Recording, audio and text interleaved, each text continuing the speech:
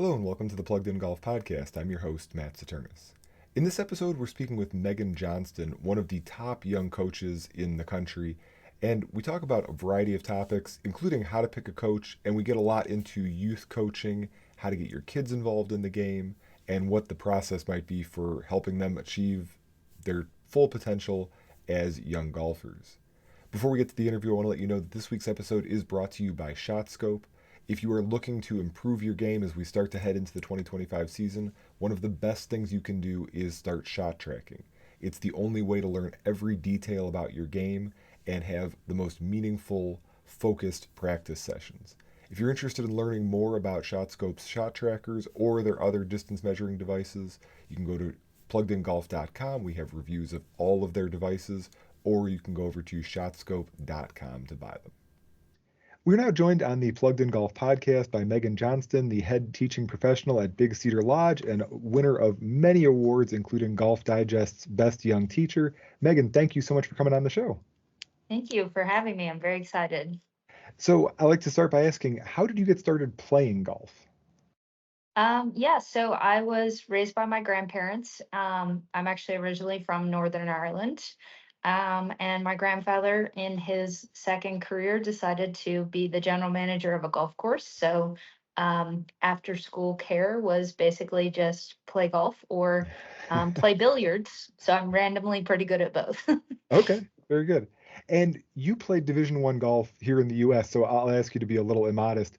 At what point did you realize you were really good at golf? Um, I still feel like I'm not, because I've been able and had the opportunity to teach so many high-end athletes. I feel like I can always get better, and I strive to get better, both teaching and playing myself, because I think that's the coolest part of this game. Even when you think you're there, you're not there. But from a junior age, I think once I was like 13-ish, I started getting call-ups for the Northern Ireland team and the Irish team, and then I don't know, I felt like I kind of made it at that point. And then obviously when I got offered the scholarship, that was a long dream of mine. So that was a cool opportunity as well too. None of my graduating class went to America, so I felt like that was very cool. That's cool. And have you been here ever since college? Yeah. So my first time coming to America, I've just stayed and haven't gone home since. Oh, wow. So I assume you like it here. Yeah, no, it works out great. And then full circle, I actually played Division One golf at Missouri State, which is about 35 minutes from here. After there, went a little to Arizona, and then spent the past like 8, 9 years in Florida. Mhm. So it's like full circle. I called my college coach. I was like, I need you to, move to Arizona, because every time like a big life event happens to me, I end back up in Missouri. uh, Okay. so yes, full circle. I'm all the way back here again. Nice, nice. When did you decide that golf was going to be a career for you? I don't know. That's a great question. I don't know that I actually ever had a thought that I wouldn't be around the game. Okay. And I don't, yeah, career is a strong word. Like, I just feel like I get to get up and go to a golf course every day. And I don't know what I would be if I didn't go to the golf course. Like, high school, I was always, oh, that's the kid that plays golf. And then your college career is defined as being the golf girl. And then, yeah, I just fell in love with teaching when I found a mentor in Tim Mahoney in Arizona. Mhm. And I just felt like I could help people. I felt like it was challenging. I could still learn, and like continue to like just be a part of the game. So, yeah, I guess I've turned it into a career. Yeah. W- if it wasn't necessarily like a big like bold-faced decision to make it a career, when did you decide to get into teaching or what pushed you into teaching golf? So I, as probably every teacher would say at some point, is my dream was to play on the LPGA tour. As a kid standing on the green, like, oh, this putt's for the British Open. And then whenever I had a pretty solid college career, and I moved to Arizona because they had a mini tour called the Cactus Tour at the time. Hmm. So my goal was to try and play on that, but I didn't really necessarily have the funds. And then I also wasn't a citizen. So I had to combine like working and trying to play at the same time, which really just led me to Tim Mahoney. And I would say he was probably the defining person of like the teaching. And it just opened a whole new door and avenue to something I'm extremely passionate about. Like it's having a you have a puzzle, you have to learn to communicate and nobody has the picture of the puzzle and you just kind of have to figure it out. So yeah, I'm just always fascinated with anything that can happen and how I can help people. So Yeah, yeah, it's a great puzzle. Um, what brought you to Big Cedar? It's one of the great emerging golf destinations, and it's I'm sure it's a pretty exciting opportunity. What got you there?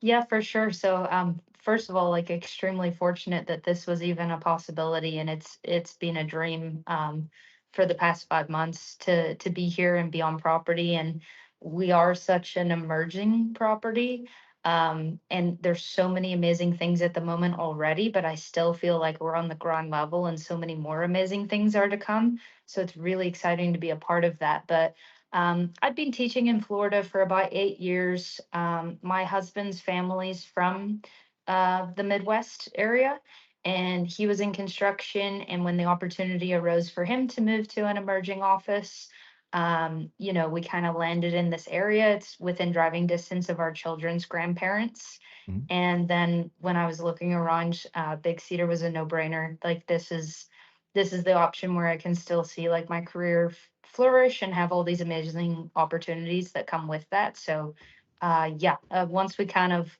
located what works best for both of our careers and schools and stuff. I have two daughters, a 4 and a 2-year-old. This just made the most amount of sense. Like the stars aligned, and thankfully, they give me this opportunity. Yeah. What is it like teaching at a place with, I would think most of the people at Big Cedar are traveler tourists.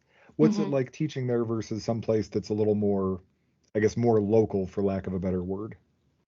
Yeah, so when I was in Florida, and just because of my social media following, I'd actually in the past couple of years fallen into this anyway. So my mornings were typically traveling golf schools. Someone had found me online.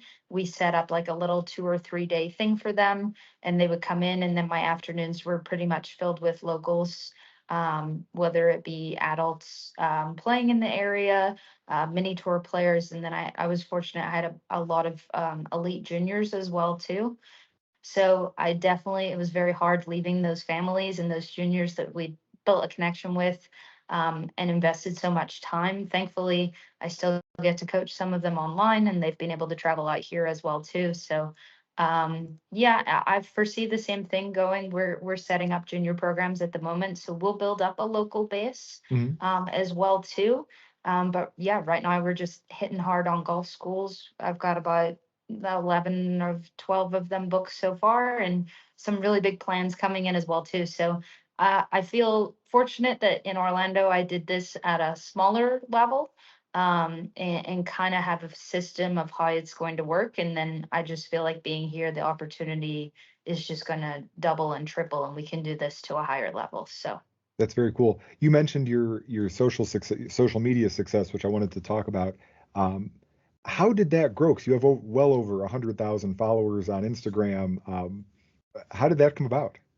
I would love to say that I have an answer, but I just, when I was in Orlando, I was at a couple of different facilities, and I was speaking to a friend of mine in North Carolina, and we were just looking at the high-end teachers and what we can do to imitate them. Mm. And really, a lot of the high-end teachers have a high social media following, Mhm. which obviously enhances their business as well too. So I think it was about 3 or 4 years ago, I set myself a goal at the start of the year to really commit to creating content and videos. And that was a very hard balance because got kids. I have 40 lessons a week, and I'm Mhm. trying to push out this content. At one point, I felt like I had 5 full-time jobs. Yeah, Um, but now I've really just kind of got into a flow of it. The nice part is I've become pretty efficient at the editing, and for some reason, the videos seem to resonate with a lot of people. They always like I get the comment a lot, like, oh, you don't even talk, but your visuals are so clear. That was not strategic at all. That was the mowers drove past me 5 times and I can't refilm this anymore. So I just like used what I was able to at the time, and the most efficient way that I could do it was basically very, very clear visuals with not a lot of over like text or yeah, like voiceovers and stuff as well too. So it worked, and if something's not broken, you don't fix it. So I just kind of rode the train, and now we're here. Nice. And for people who want to find you on Instagram, it's at Megan Johnston. We'll put a link in the description here so people can find you. Um, I want to go back to Big Cedar for 1 second because I see the Ozark National hat. What is your favorite course at Big Cedar? I keep getting asked this question, and all of them, they are all bucket list golf courses and in their own right deserve to be played. So obviously, if you're coming here, like spend a few days here and just hit them all up. Um, I think from a challenging standpoint, the back nine of Ozarks National is definitely up there with my favorite. But then you have to put in the Paynes Valley course and the views at Top of the Rock. I just really can't pick. And what they're gonna do here at Buffalo is only gonna advance the property. And then obviously we're very fortunate to have Cliffhangers opening up as well too. And then just Mountaintop, our little 13-hole walking course, like I can picture my kids running down there in the summer. So that's gonna have special memories as well too. So that didn't answer your question at all. I love all of them. And then I'm pretty much based my teaching center at the driving range that's shared with Ozarks and Paynes. So I feel like I'll be more prominent around those two courses. But for anyone coming in or isn't familiar with the property, you need to come in and play all of them. I'll echo that. I got one visit there. It was a little bit, it was a little soggy, but I got to see all the courses minimally and kind of run around a little bit on each of them. And it's a fantastic place. You definitely want to, Mhm. you wouldn't want to leave there having left one unplayed. Uh, Correct. so let's talk about teaching because you have, like I said, you tons of awards. You're a top 50 kids coach award winner. So I'd love to talk about teaching kids. What is your advice for kid parents who want to get their kids into golf? Um, this is very hard because I've taught a lot of different skill levels. Like in Florida, I had a Florida and Carolina state champion who was an 8-year-old, and Wow. but she wasn't an 8-year-old maturity wise. Like Hmm. she shot a 29, a 7 under for 9 holes. So I would say, first of all, don't put an age on, like it's the skill level, it's the maturity. Everybody's gonna mature at a different time. And don't compare would be the biggest thing. But for like beginning, I'm trying very hard to make sure that my own children, because they're 4 and 2, right? So I'm right at the beginning of this journey. Right now, my only focus for them is to make sure that they associate the golf course as a fun place. So right now, that looks like a ton of snacks, a ton of colorful golf balls, and I'm pretty sure my 4-year-old just thinks I drive a golf cart. That's the only thing she cares about currently. Hmm. But she thinks that my job is fun, and she thinks the golf course is fun, and she's excited when she gets to go there. So I think that's the first thing, just planting the seed that it's a fun place. You don't want to take your kid and them see you throw a club or feel frustrated with the game because they're so influential at that age. And then, yeah, just finding a coach. I would definitely start with group classes. Friends are always a huge influence on juniors, and just make sure you're in a supportive learning environment and kind of let the kid lead you into how far they want to go, and just find a supportive team to put around them. And yeah, just try your best. Parenting's hard. Yeah, I heard a great line recently, and it was with regard to basketball, but it applies to any kid's sport. They just said, "Is your goal to have the best 8-year-old player?" And I thought that was a really good perspective because we do, I've got my girls are 10 and almost 13, and you get so caught up in like, oh, like right now this other kid's better, and it's just such a natural parental anxiety, but they're so young, they've got such a long way to go, especially with golf because hopefully we're all gonna play forever. And so there's Yeah. And what's like puberty, like that 13, 14-year old, like that same girl that I'm referring to is also the same height as me, and she's 8. So there's obviously a huge driving advantage there as well too.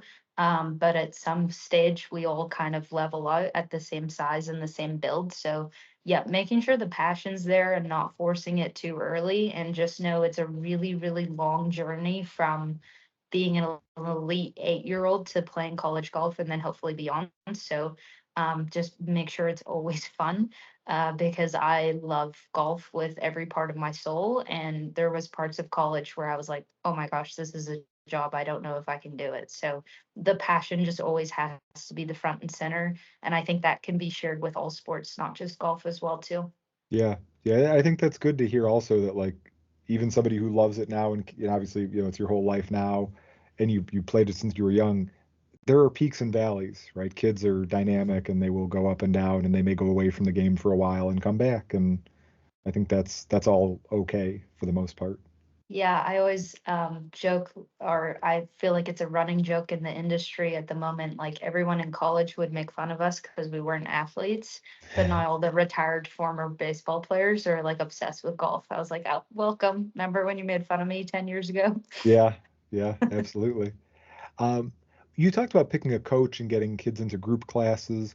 Do you have advice for picking a coach either for your kid or for yourself? Because I think that's such a hard thing. Lessons are expensive. You're really putting a lot of trust in somebody. Um, how do you, what would be a process that you would recommend for finding somebody? For sure. So the reason why there are so many coaches and we have so many great coaches is everybody's learning style's different. You and I could be in the same classes growing up, going through high school, and a teacher that you like or would be your favorite might not be mine, just because we learn differently or resonate with different things. So I think doing your research, fortunately, a lot of stuff and content's online now. So you can kind of see if they match your visuals, match, that seems like a lot of information for me, or this seems like a more relaxed breakdown, and kind of, I don't know, stalking the coach to see if you think they meet their style. I personally always send out kind of like a little goal sheet, like before you meet me or come in for a school. I ask some generic questions. What's your goals? Do you have any injuries? Just so I can prepare for the person that's in front of me. I Hmm. love finding out what people's career is, because I feel like you can make a pretty good judgment on people's learning styles, like the engineer versus the artist, would be two extreme examples. I feel like I can communicate with both, but it's easier for me to communicate with one versus the other. So I would say if you're traveling for a golf school, look online, read reviews, have a phone call. Any coach is going to pick up the phone and answer questions that you have. That's not a hard thing to ask. So having that as well too. And then if you're just looking on the local scene, I would say try one. And if you really like it, stick with it. And try to commit to one coach and help them build you through a whole plan to get you to your goals, because one lesson's probably not going to do it, unless it's a quick fix. Yeah, But also don't be scared if you have that initial lesson and it just doesn't feel right, then to try other coaches as well too. I think your first time lesson's always a little scary because like you don't know what to expect. And it's good to have kind of a few examples and then pick from there as well too. So just be open in communication with the coaches that you're talking to. I've had students say, hey, we're trying to fit our kid with the right person. We'll be open and let you know, like we're trying 2 or 3. We would love your first initial lesson. And then we'll kind of make a choice from there. And like that doesn't bother me. That actually helps me like try to relate to the player. And I want that player to obviously find a coach that works well with them. And that might not be my communication style, might not click with them. So sure. um, yeah, it's not really a direct answer, but ask all your questions and feel comfortable with the person you're about to spend a lot of time with. Yeah, no, and I like the idea of not being afraid to try something for one lesson and go away from it. I think there's a fine line there between like I'm just going to jump instructors until somebody gives me a quick fix, but Correct. there's as with all things, there's balance. When What is different for you in your approach to teaching juniors versus adults?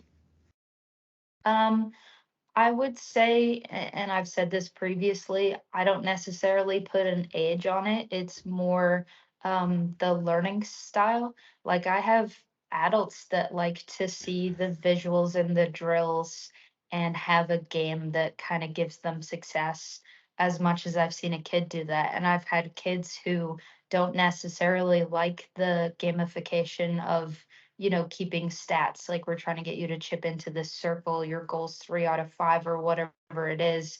And they would prefer something more, what people would think of more of an adult way of like putting the lesson together.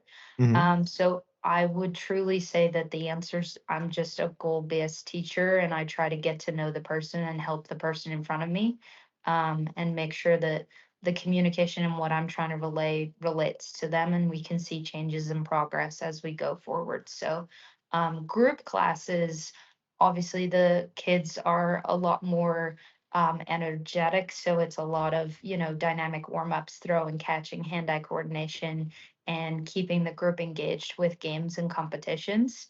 And adult classes, they might involve a drink as they're taking a putting class, a putt and pour or something along those lines. But most of those classes like to have a little competition at the end as well too. So I don't think there's a defined black and white answer for that. I think it's really just dependent on the person, the group, what they're looking for, and if they're there for a good time or for in detailed learning. Hmm. With the juniors that you teach one-on-one, are most of those players a little more serious, a little more, as you said, goal driven? They come to you with an idea of where they're trying to get to already? Yeah, so particularly when I was in Florida, I had very limited time. Juniors can only go in an after school time slot. They're playing tournaments on the weekends. So my one-on-one lessons in the afternoons were typically elite level, high level juniors. Um, and then my group classes, I would invite all levels to be a part of. Obviously, here starting it's going to be a little bit different. We're in a new area and I have to build up those elite players. I've been fortunate enough to have a couple of good little US kids players come in for some lessons here. But I think it'll be a bigger mix and hopefully in the future, we'll have a big old staff that can meet everybody's needs and we'll have different levels and we can kind of take you from that beginner all the way up to an advanced player. Yeah. One more question about youth coaching, because I'm very involved in basketball and I see it there, and I just see it across the board in every sport. Can you talk a little bit about the idea of being a multi-sport athlete versus the early specialization? Yeah, I get this question a lot as well too. So I was fortunate in Florida at the PNC tournament each year. Annika Sorensen's foundation would put on a clinic for local juniors, and I had a girls golf nonprofit. We would always get invited to it, and we'd bring the girls over. And one thing she always spoke highly of was building an athlete first and a golfer second. I Hmm. don't know that you can put an age on that. She said herself that she played multiple sports until she was 13 or 14, which the ADM model suggests as well too before specializing. Um, and if you listen to all these elite athletes like NFL players, they'll say, "Oh, well, I played hockey and basketball and football, and I did Hmm. everything as a kid." But parenting's also changed as well too. And just because that was correct 20 years ago doesn't mean it's necessarily correct now. I think golf's such an individual sport. I don't really have the answer to that. I know that for me, I'm terrified of personally forcing my kids into golf and them turning it around and hating it. So for Hmm. me personally, as a parent, I intend to do a lot of sports and then kind of let them follow their passion, and support it as much as I can. But I don't have a definitive answer on that as well. I think you just do your best that you can as a parent and you follow your child's lead and support them in any way they can. Yeah. No, I think that's a good perspective. Yeah. Um, Before we get to our back nine, our wrap up section here, one, can you offer a tip for our audience, maybe something on how to practice better, something that will let them know they need to follow you at Megan Johnston Golf on Instagram? Ooh, a tip for the masses. That's always a tricky one. I know if I was giving a tip to come out to Big Cedar specifically, it would be to practice uneven lies. We got a lot Mm, of hills and slopes. So making sure you have the correct setup for hills, slopes, up hills, side hills, to be able to make good contact with the ball. And then I would definitely recommend lag putting as well too. Whenever you're coming out here, particularly the Paynes course, Tiger Woods decided to throw a couple of large slopes in those greens. So yeah, I have tips online for both of those things. But really, I think a good tip would be to make sure that the tips and the information that you're taking in apply directly to you. So therefore, work with a knowledgeable coach and then use my tips as the sidebar, not necessarily your own solution, unless you have a good inside knowledge of the golf swing. So there's a million reasons why you could be slicing it, and there's a million solutions as well too. So don't go too in depth with the deep dive of YouTube and Instagram fixing. I like that. That's a tough road to walk, right? Because you obviously are very popular because of Instagram, but you also know how dangerous that stuff can be. For sure, but I am a golf pro with an influence. I'm not an influencer who's a golf pro. Yes. So I'm always going to be in favor of in-person lessons. And I know many of my tips have helped many people. And that's cool. I'm able to touch those lives without necessarily seeing those people, but long-term development, highly recommend online lessons or in-person lessons too. Yeah, makes sense. Well, let's move to our rapid fire section here. I'll start with this. What is your favorite golf club you've ever owned? Ooh, um, a Ping G10 driver. Okay. Did you have that at a particular point in your life when you were just playing really well, or what about it was that made that club special? Right as I came into college, I had it. It was the perfect shaft balance. I think I got it secondhand. We then switched to the brand that the school was linked with, and I tried and tried and tried and just ended up with my Ping G10 with a different head cover on it. I don't know that I'm allowed to say that, but I had full faith in this thing. Nice, nice. What is the number one course still on your bucket list? Ooh, bucket list that I haven't played. Yeah. Bandon Dunes. Okay. Very nice. What is the best golf tip you ever got? To trust in what I'm doing. Because I'm an athlete and I know how to hit the golf ball. And sometimes you can get too much into the thoughts. At the end of the day, just focus on the hole and use your skills and rely on what you've done. Nice. Now, I'm sure you spend more time teaching than playing now. What is the one part of your game that has fallen off the most since you were playing more competitively? Oh my gosh, everything. Distance control. Okay. On the greens? Or with your ball Um, striking? uh, with like the like 3/4 wedge. Like I can hit Gotcha. a zone, but I can't hit a number like I used to be able to. Gotcha. I'm sure all of the 30 handicaps listening to this are getting out their violins to play sad songs for you not hitting your exact number. Uh, who is your favorite playing partner? That I've played with or I would want to play with. The person you do play with, person who you have played with, who you enjoy playing with regularly, or would like to play with more, or something along those lines. I have a good friend. Her name's Kelly. She's in the Pinehurst area as a director of instruction. And she's very similar to me, both career wise and past career with college. And it's always, we're not keeping score, but I guarantee you, if you ask her right now, she knows the score of our one on one matches, and I know it in the back of my head. So it's kind of like a little secret battle. And I just really enjoy our conversations. Nice. And yeah, we're just very like-minded. But my kids also, I'm really excited this summer to spend more time with them on the course. That's great. What is a feature you hate to see on a golf course? Forced carries, out of bounds, anything like that? Feature waste bunkers. Okay. All right. Any particular reason, or just don't care I for it? just make it a bunker, make it rough. I don't, yeah, waste bunkers. Okay. All right. We've not gotten. I like that. It's a different answer. What is your favorite thing to drink after a round of golf? The When I am not working on property, the Big Cedar Lager that's up at Mountaintop Grill is a very nice way to finish a round. Okay. If you were the golf star, you can change anything about the game, rules, anything you want, professional, amateur, whatever you want. What's the first thing you're doing? Um, Getting rid of the stigma of the forward tees being the women's tees. Okay, I like it. Last thing, if you could tell all golfers one thing, what would it be? It's a game, and you should enjoy playing games. I like it. Well, Megan, this was great. Thank you so much for coming on the show. Everybody should go follow you and get smarter about golf, but they should also take lessons, right? They should also get in-person instruction. Thank you. Thank you very much.